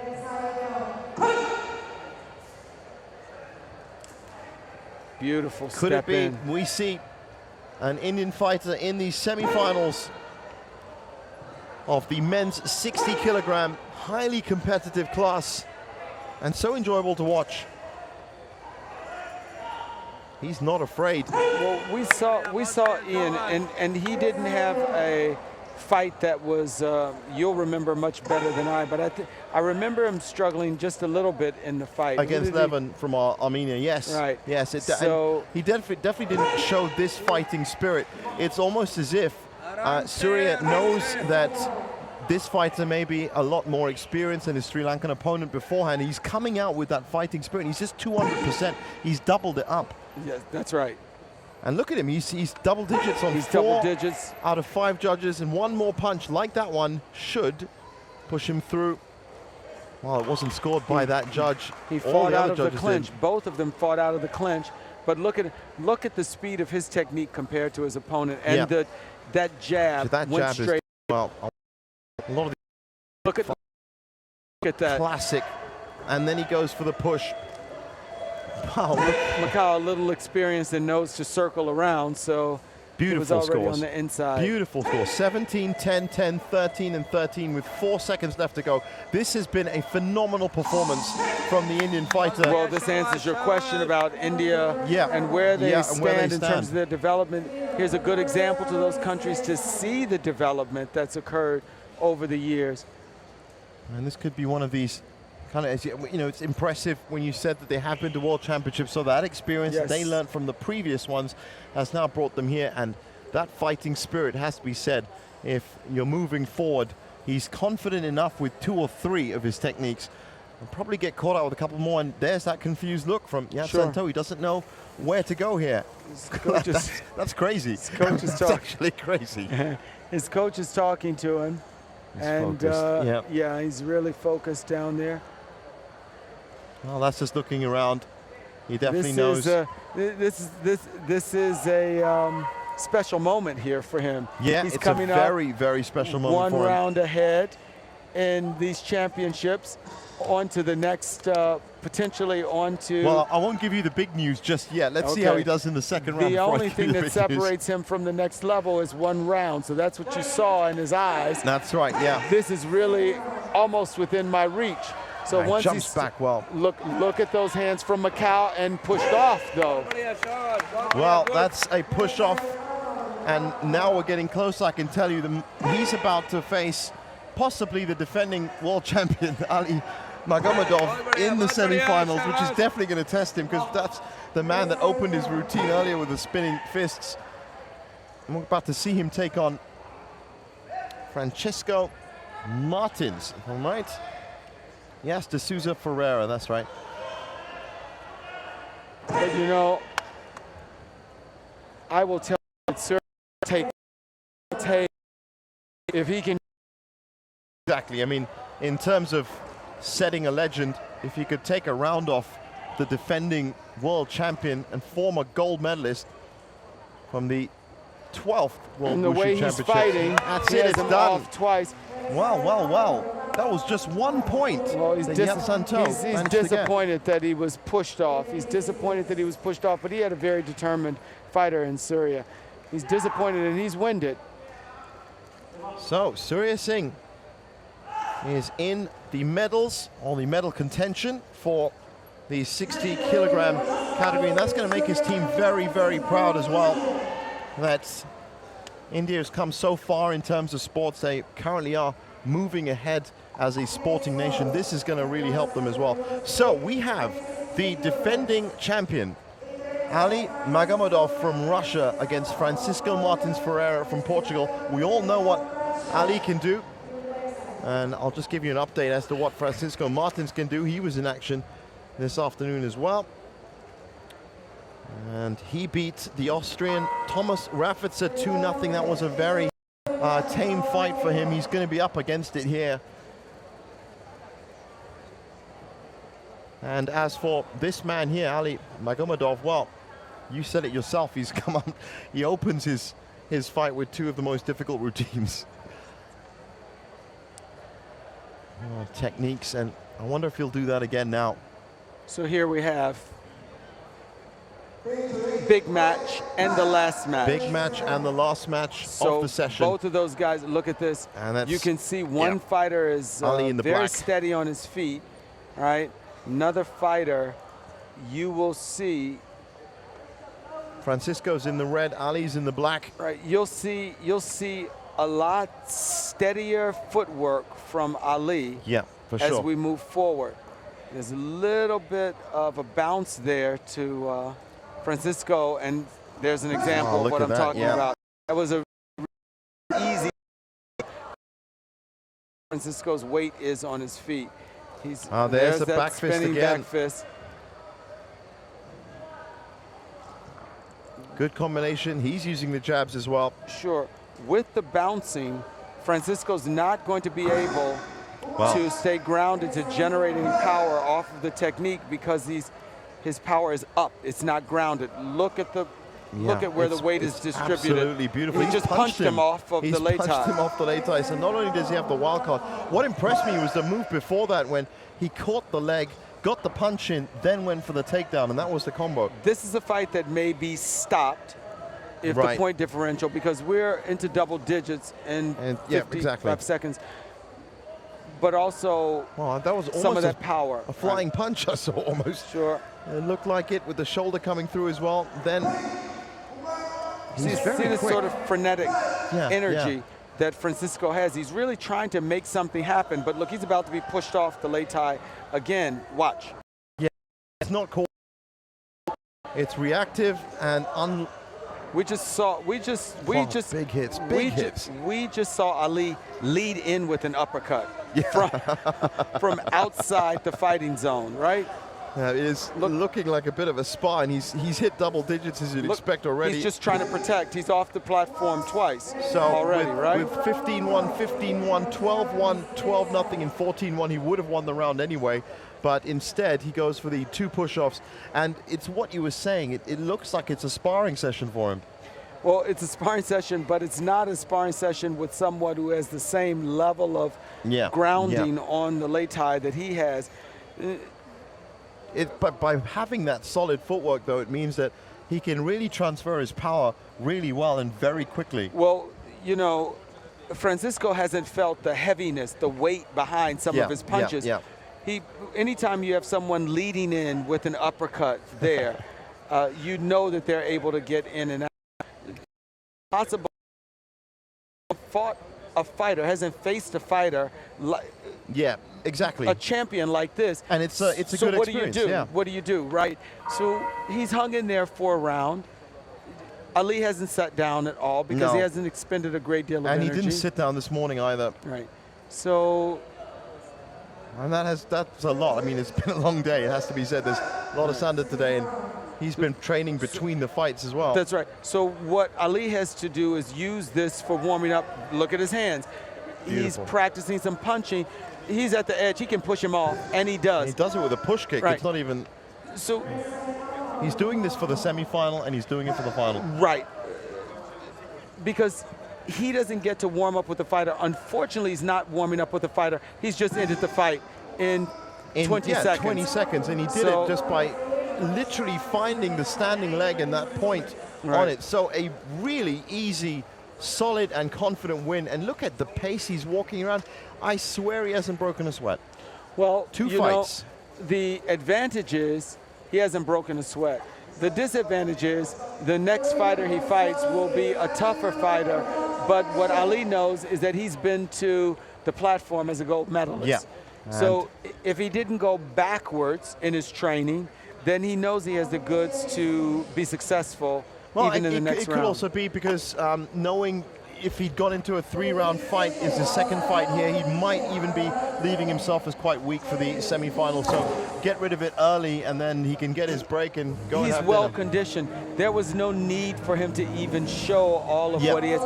We saw fighters that have another gear. Okay, so we look at some of the winners from today. Ling Ling Liu, Maristela Nascimento had a great win. Elin Oberg had a fantastic win. Then Reagan Beatty, who you knew a lot about. Moira Sedige Shabano.